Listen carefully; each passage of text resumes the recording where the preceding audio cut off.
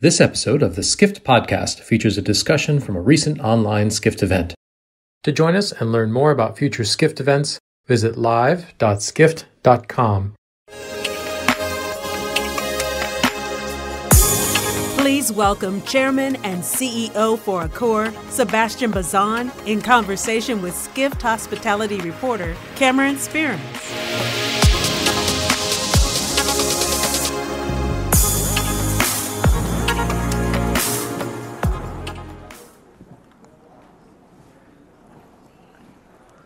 Hey everybody, how's it going? Hi Sebastien, how are you? Cameron, good to see you. So I'm succeeding to Glenn Fogel. Wow, that's going to be fun. Pressure's on. So thank you for joining us. So we are going to be talking about topics that are pretty big in Accor's orbit: ultra luxury hotels, lifestyle, and maybe a sprinkle of sustainability at the end there. But do you mind if we start with the basics? Because anytime I write a story about y'all, everyone without fail will ask, what is a lifestyle hotel? So how do y'all define it? I think we have probably many definitions, even within Accor. My simple answer to this, which I've been telling to the owners, you become a lifestyle hotel if you become a destination on your own, i.e., more than 50% of your revenues of that site comes from local community. Meaning they're going to be coming, spending 2 hours, spending the day, having a coffee, inviting people for the restaurant, meeting somebody. That means you're part of the local community. That means you know how to socialize, interact, care for others. That's a lifestyle destination. Of course, add design, volume, quirky, funky, make something out of it if you want.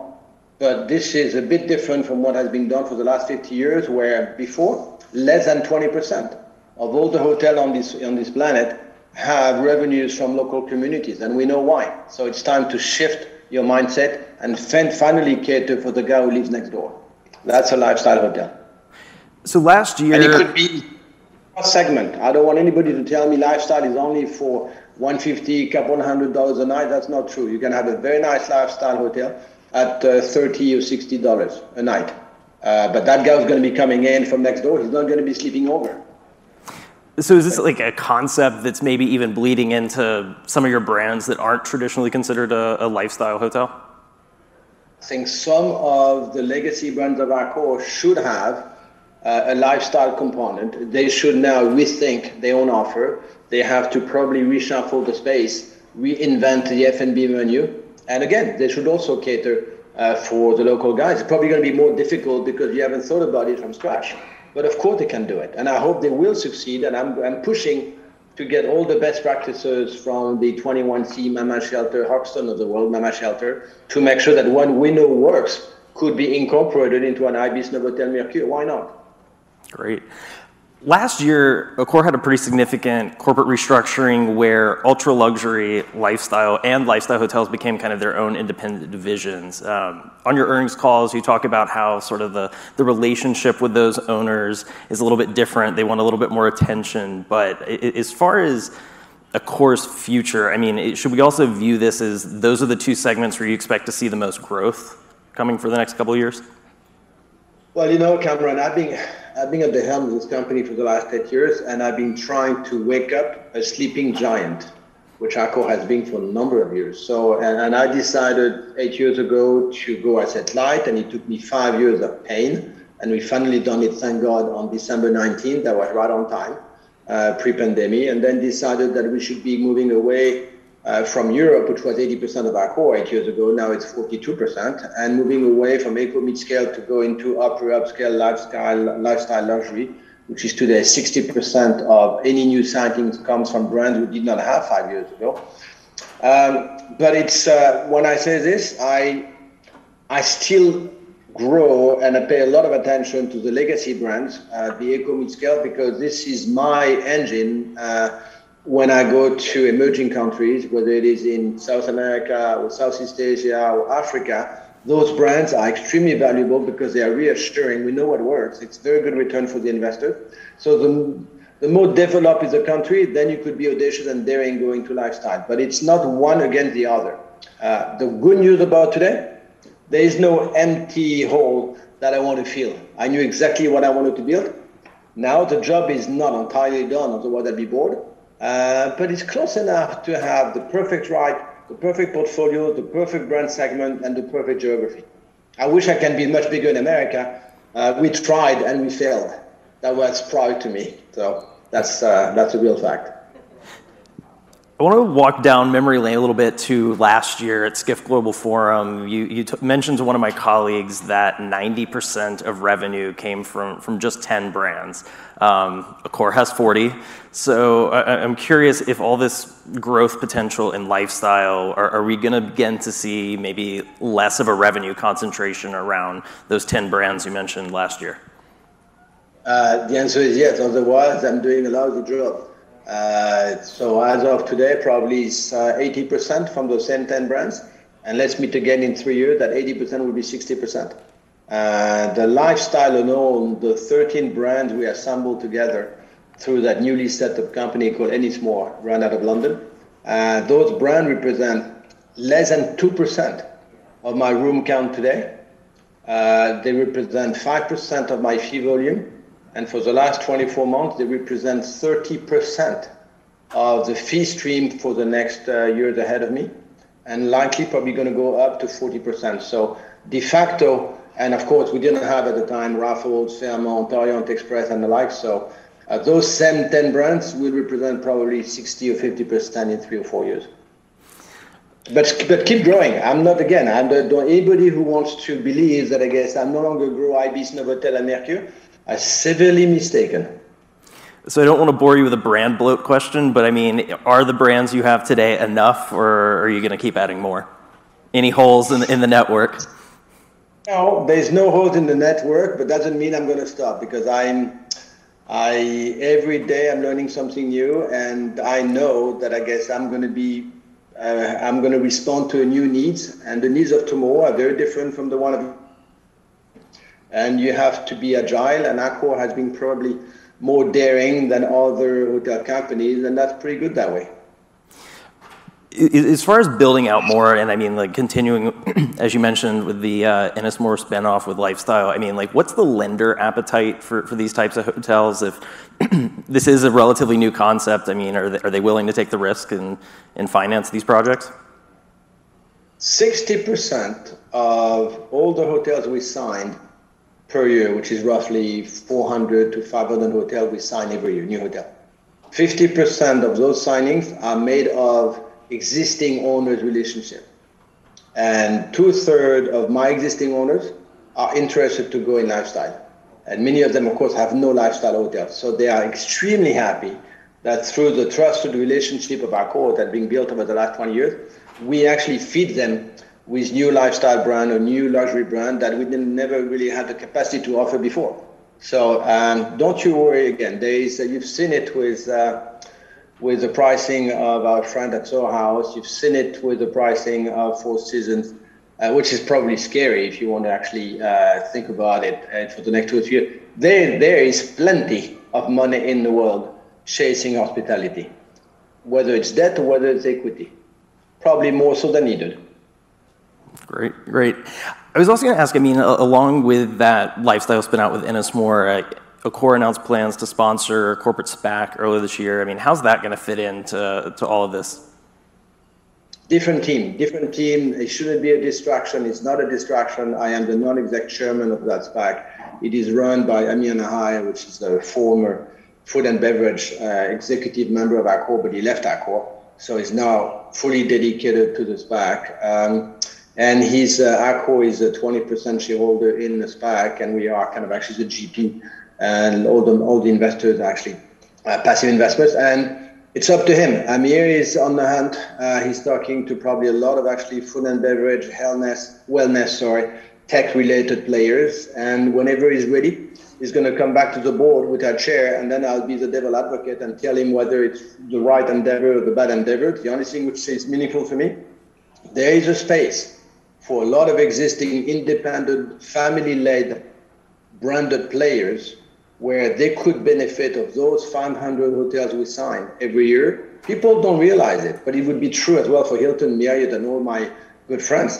That means that I guess it's probably a couple hundred spa operators that you have to sign every year. And that means probably over 700 restaurants named that you have to fill in into the new hotel you sign. So the turbocharging aspect of Accor to help a family-led business, very credible in one geography, and help him grow in South America or in Asia if he's not there, it's actually not tough for us. So it's just common sense.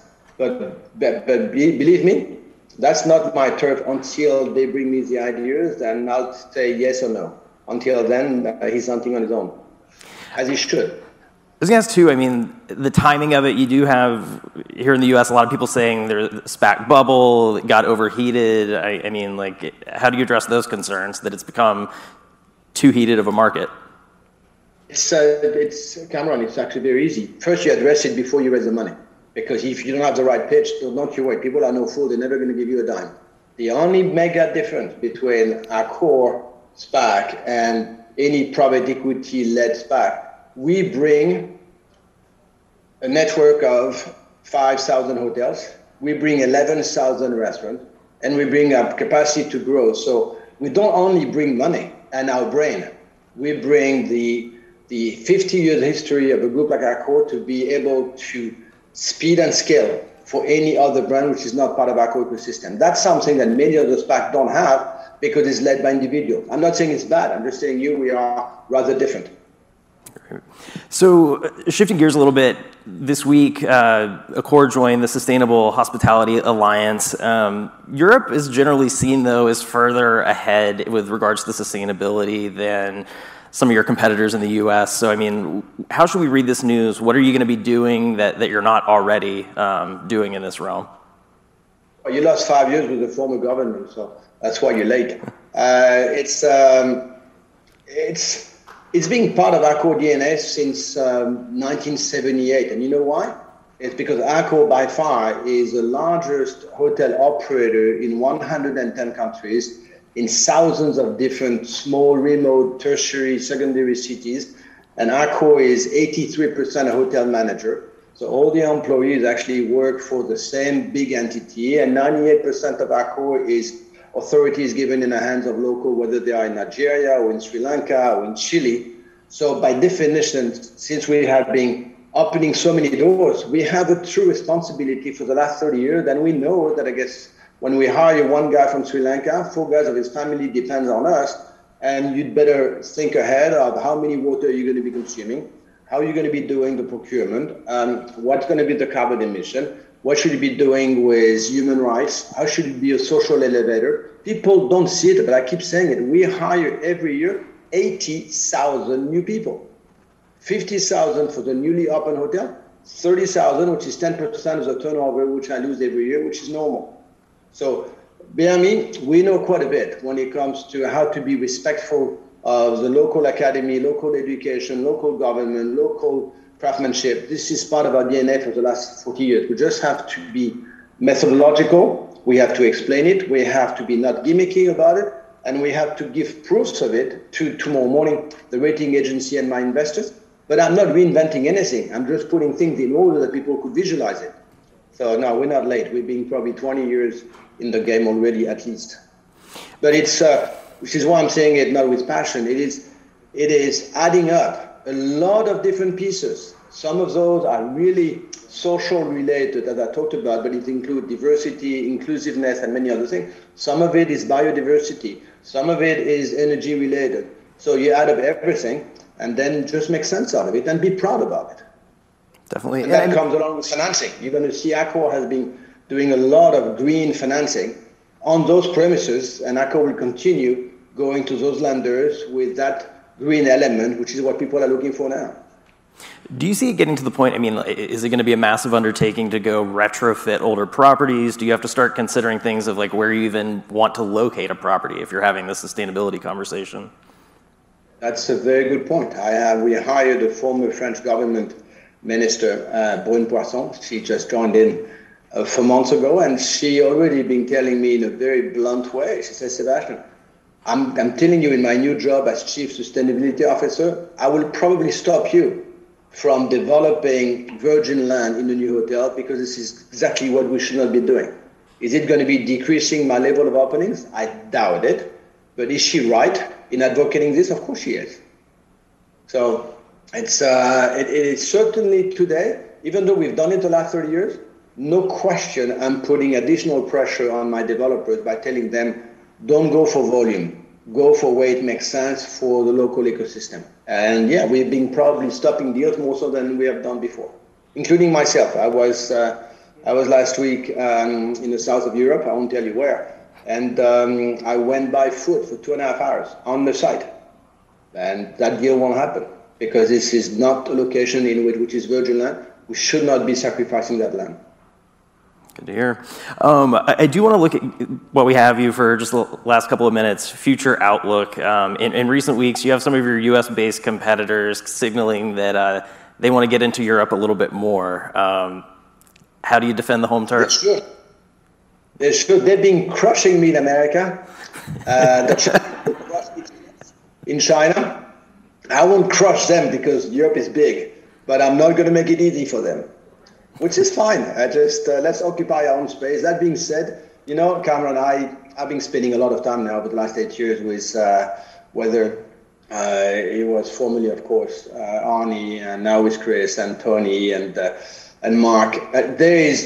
I'm not saying that viciously. There is a lot of respect in between the different groups. Yeah, of course, we hunt probably in the same territories, but from my prior life when I was in banking, investment banking, private equity, yeah, we've been boxing against one another. That's not the case in hospitality. There is, I think, the generosity, the kindness, and caring for others is probably part of the DNA of each company, which means that respect and admiration makes it that there is space for everybody. I wish it can make me a bigger space in America. That being said, everybody is welcome. That's fine.